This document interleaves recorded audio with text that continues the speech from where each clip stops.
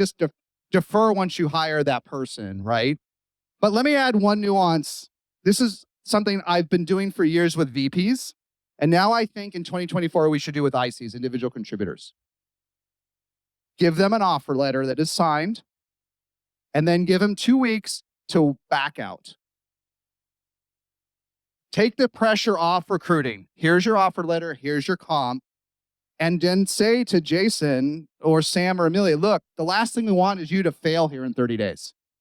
You could not have done enough diligence. I know my company. You know your company. There's no way this rep that went through 4 interviews over Zoom and met for someone for coffee, they have no idea how these companies, how Brex or Vimeo or Rome works. They don't know.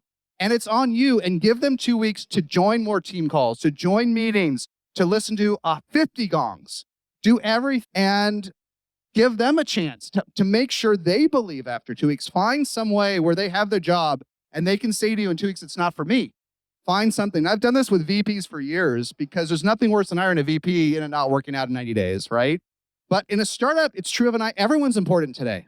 You don't want to, the last thing I'll say, and then Sam, you can add to it. For years, there's been this meme in sales, you should fire your reps. You don't want to fire anybody today. The cost is so high. It's so many lost leads. It's so many lost cycles.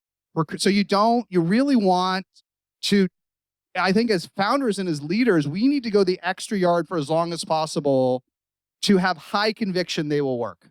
Not maybe. We should go further because the cost of them churning out, it's just destroys organizations, right? So I try to give somehow this moment after the offer sign to de-stress it. You don't have to sell me anymore. You got the job, Sam. You take 2 weeks to decide, is it for you? Some version of that I think we should do more of.